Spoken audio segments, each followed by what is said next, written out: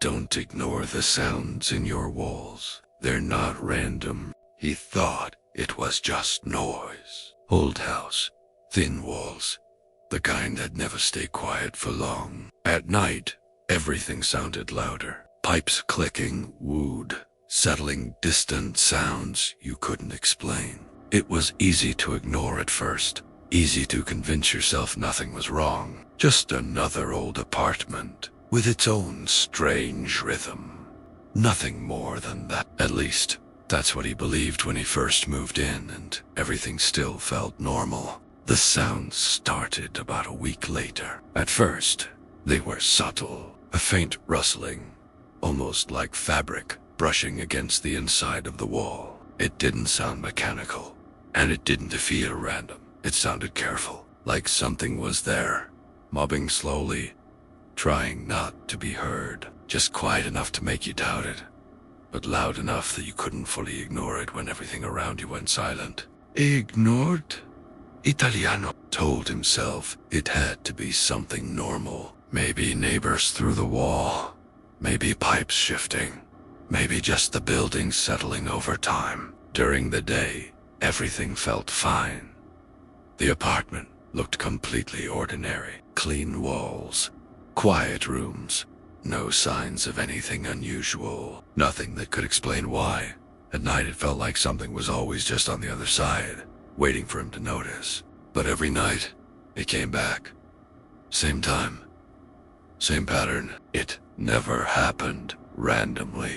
It always started after he turned off the lights, after the room fell completely silent, like something was waiting for that exact moment, waiting for him to stop moving, waiting for him to lie still, waiting for him to listen. And the more he listened, the less it sounded like something natural or something he could explain away. Each night, it got louder. Not suddenly, but slowly. Just enough for him to notice the difference. Just enough to make it impossible to ignore. It wasn't chaotic. It wasn't random noise. There was structure in it. Rhythm. Intention. Like whatever was making the sound understood exactly how far it could go without revealing itself completely, and without pushing him too far too quickly. A few days later, the sound changed. It wasn't just rustling anymore. It had weight now, a pattern that was impossible to mistake. At first, he tried to deny it, but the more he listened, the clearer it became. These weren't random sounds anymore. They had direction.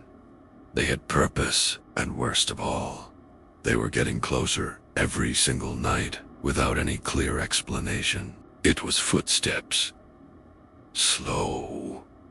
Heavy. Not outside. Not above. Not below. Inside the wall. Moving carefully. Stopping at strange moments. Like something was thinking before taking the next step. Like it knew exactly where he was. Like it was following him from the other side. Separated by nothing but a thin layer that suddenly felt far too fragile to protect him. He froze and listened. Every step felt deliberate, not random, not accidental. It wasn't just movement anymore. It felt like awareness, like something was choosing when to move, when to stop, when to stay still. And the longer he listened, the stronger that feeling became, that whatever was behind the wall wasn't just there. It was paying attention directly to him. One night he got so close that it stopped right next to him, right where his bed was. He could hear it clearly now, the weight of each step, the pause between them. There was no space left for doubt. It wasn't just somewhere in the wall. It was right there, next to him. Separated by something that suddenly felt too thin to be safe anymore. He knocked on the wall. Hard. Just to break the silence. Just to prove something. To prove it wasn't real. That it would stop if he reacted. That it was just noise. But the moment his hand hit the wall, everything went silent. Instantly. like whatever was there had been waiting for that exact moment and was now fully aware of him. Then a knock came back. Same place, same force. No delay, no hesitation. Not an echo. Not coincidence. Something answered him. He pulled his hand away immediately, his heart starting to race. That was the moment everything changed. This wasn't the building. This wasn't normal. This was something else entirely. Something that had been there the whole time. The next night, he didn't sleep. He stayed awake, sitting in silence, waiting and listening carefully. That's when he heard it again. But this time it was different. Breathing. Faint. Uneven. Coming from behind the wall. He froze, trying not to move, trying not to make a sound. Slowly, carefully, he changed his breathing pattern just to test what would happen. And then it matched him. Perfectly.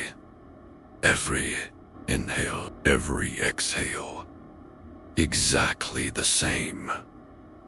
His chest tightened. He stopped breathing for a moment. The sound behind the wall stopped too. Then it continued, slightly off, not copying anymore, adjusting, like something was learning how he breathed, how he moved, how he existed in that room. The next day, he decided to record it. He placed his phone near the wall and left it there overnight. He didn't sleep. Ahust waited in the morning. With shaking hands, he pressed play. At first, there was nothing. Just silence. Then footsteps. Clear. Slow. Moving closer. And then a voice appeared right next to the microphone. The voice was quiet, calm, and very close. I know when you sleep.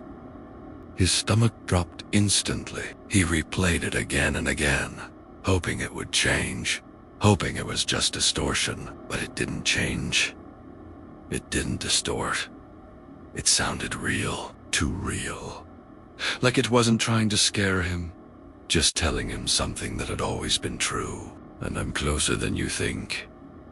That night, he didn't turn off the lights at all. He sat there, staring at the wall, waiting for something to happen again, waiting for any sound, any movement, any proof that it was still there. And deep down, he already knew that it was, even if it stayed completely silent for a while. At exactly 3 a.m., it started again, but this time there were no footsteps, no movement, just silence, heavy and unnatural, like something was standing there, right behind the wall, not moving at all, just waiting, watching, listening.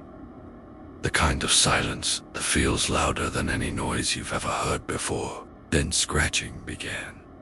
Slow, dragging, like something running its nails across the inside of the wall, not trying to break through. Not yet. Just making sure he could hear it. Just reminding him that it was still there. Still close. Still aware of him and everything he was doing. The scratches got deeper, louder, slower, like whatever was behind the wall was moving closer to the surface, closer to him, and then it stopped completely. No sound, no movement, just silence again. A silence that felt wrong, like something had changed in a way he couldn't understand. He didn't wait anymore. He grabbed his things and ran, didn't look back, didn't stop. He left everything behind and never returned. Days later, people came to check the apartment. They opened the wall, broke it open completely, expecting to find something inside that could explain everything. There was nothing inside. No space. No gap. No way anything could have been there. Just solid wall. Clean. Empty. Impossible.